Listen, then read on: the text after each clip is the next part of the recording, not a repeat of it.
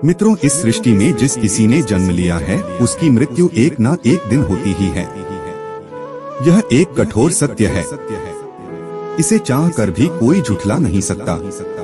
हालांकि मृत्यु के बाद दोबारा जन्म होना भी तय माना जाता है। जैसे दिन के बाद रात होती है और रात के बाद दिन होता है, उसी तरह गरुड़ पुराण के अनुसार हर चीज दोबारा जन्म लेती ही है। कहने का अर्थ है कि जिस व्यक्ति का जन्म होता है उसकी मृत्यु होने के बाद उसका पुनर्जन्म अवश्य होता है। गरुड़ पुराण में यह भी बताया गया है कि मृत्यु के बाद किसी भी जीव को दोबारा किस योनि में जन्म मिलेगा, ये उसके पूर्वजन्म के कर्मों के आधार पर ही तय होता है। लेकिन मित्रों, क्या आप जानते हैं ऐसे कौन से कर्म है जिसे करने के बाद अगला जन्म भी मनुष्य का मिल सकता है? अगर नहीं जानते तो आप हमारे इस वीडियो में अंत तक जरूर बने रहिए, क्योंकि आज हम आपको गरुड़ पुराण के अनुसार बताने वाले हैं कि कौन से कर्म करने से दोबारा मनुष्य योनि मिलती है। तो नमस्कार मित्रों, मोटिवेशन ज्ञान चैनल में आपका स्वागत है। आशा करता हूँ कि भगवान जगन्नाथ की कृपा से आप सब कुशल मंगल होंगे। तो चलिए आज की कथा प्रस्तुत आरंभ करते हैं। मित्रों, गरुड़ पुराण में बताया गया है कि कर्म अच्छे हो या बुरे, हर एक कर्म का फल इस संसार में रहने वाले प्रत्येक जीव को मिलना तय है। मनुष्य का अधिकार केवल कर्म करना है, फल देने का अधिकार परमात्मा के ही हाथ में है। मित्रों, इसके अलावा गरुड़ पुराण में यह भी बताया गया है कि मनुष्य अगले जन्म में किस योनि में जन्म लेगा, यह मनुष्य द्वारा किए गए कर्मों के हिसाब से ही तय होता है। आइए अब इसी बात को जान लेते हैं।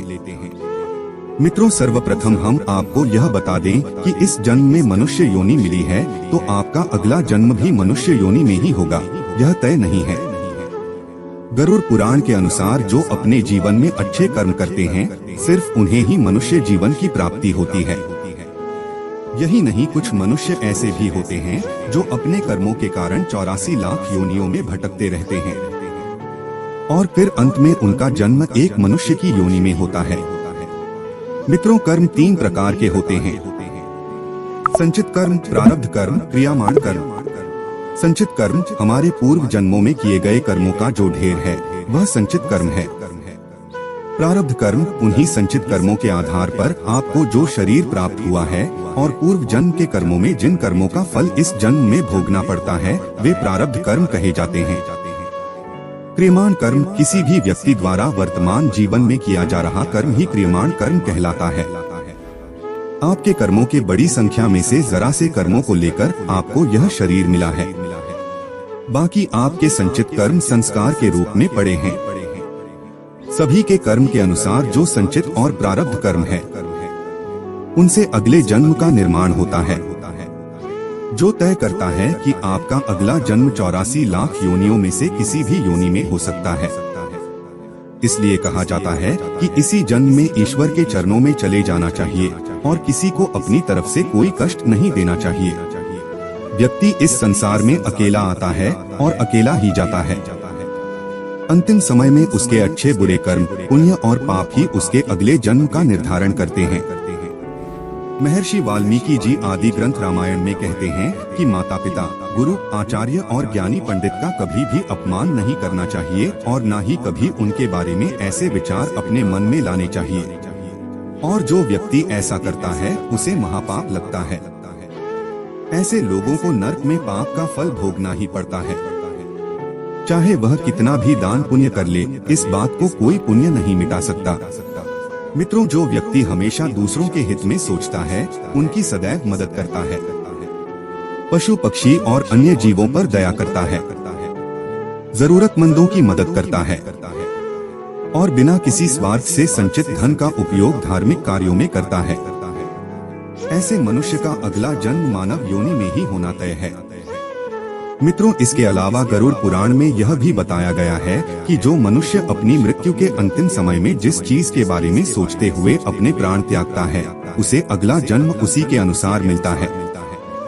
जैसे कोई व्यक्ति अपने अंतिम समय में किसी स्त्री को याद करते हुए अपने प्राण त्यागता है तो उसका अगला जन्म स्त्री के रूप में ही होता है। इसी तरह जो व्यक्ति अपने अंतिम समय में ईश्वर को याद करते हुए अपने प्राण त्यागता है तो वह मुक्ति की ओर अग्रसर हो जाता है। इस बात का आधार भागवत के जड़ भरत उपाख्यान में मिलता है। यदि आप वो कथा जानना चाहते हैं तो हमें कमेंट में जरूर बताएं। मृत्यु के अंतिम क्षण के विचार भी एक मनुष्य के अगले जन्म को तय करते हैं। इसलिए धर्मशास्त्रों में यह बताया गया है कि मृत्यु के अंतिम समय में हमेशा राम नाम का जप करते रहना चाहिए। मित्रों, हम अंत में यही कहेंगे कि हर एक व्यक्ति को अपने जीवन में पुण्य कर्म करने चाहिए और हमेशा निस्वार्थ भाव से धर्म की राह पर चलना चाहिए। इसी के साथ आज के वीडियो को खत्म करते हैं।